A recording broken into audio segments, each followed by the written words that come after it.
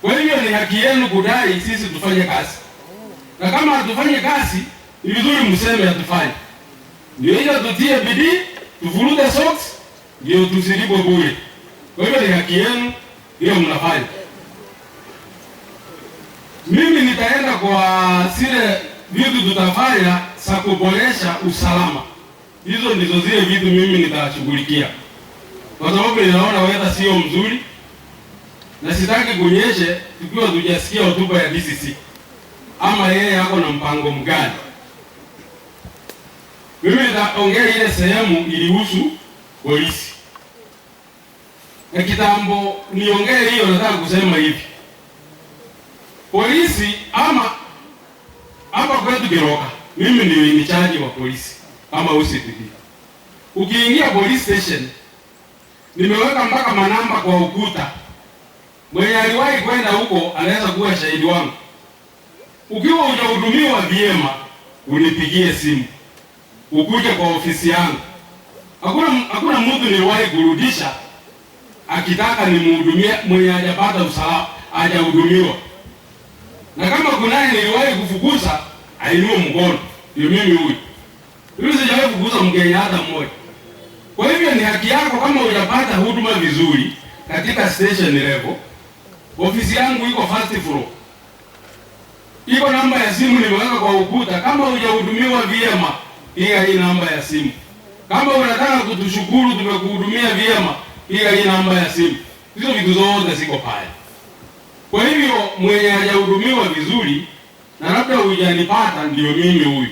Ama nikitoka hapa nitawacha namba yangu ya simu, ndio uniambie hii na hii sikuridhishwa na hii huduma. Kwa hivyo yale nimepata mimi nimeshughulikia, yale sijapata nitayashughulikia. So hiyo polisi hujatupata, bado wewe ndio hujakuja. Hiyo kitu kingine nilitaka tuongee kuhusu the way forward. Anataka tufanye hivi. Juzi tulifundisha watu kuhusu community policing. Vile polisi na wananchi watashirikiana ndio kuhakikisha katika vijiji vyao kuna usalama. Na wale watu ambao walikuja tuliwafundisha. Ilikuwa ni kama wiki 3 zilizopita. Tunataka usalama ianzie kwa vijiji. Na watu wanisikize vizuri. Zile vitu mimi ninamwambia ni zile ambazo zinatumika countrywide. Na ningeomba pia na nyinyi msitumie ndio vijiji vyenu vikuwe na usalama.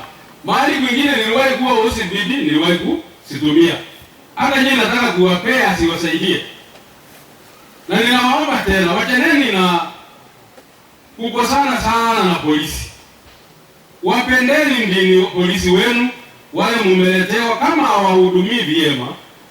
Kuna Ocpd, kuna county commander hako Nyamira. Hao wote unaweza kuwaambia huyu ananidhulumu. Kama vile nimesikia leo chief hakuhudumiwa vizuri jana. Lakini hiyo kesi nimeichukua, nitaichunguza ndio niweze kuhakikisha kila mtu amepata haki. Alafu kitu kingine ambaye nataka watu wajue. Kila Mkenya hako hapa mwenye amezaliwa katika huu udongo wa Kenya anachungwa na katiba ya Kenya. Kama ni ukishikwa katikati ya masaa 24 unatosha kuwa umepelekwa kotini ama umepewa hela cash bail, ukienda kotini utapewa bond ama uachiliwe free. Kesi ikiwa bado ni katiba imepitishwa hivyo, sio polisi. So msitupige sana wakati mwingine wakati umeona mtu amewachiliwa, ni vyema uulize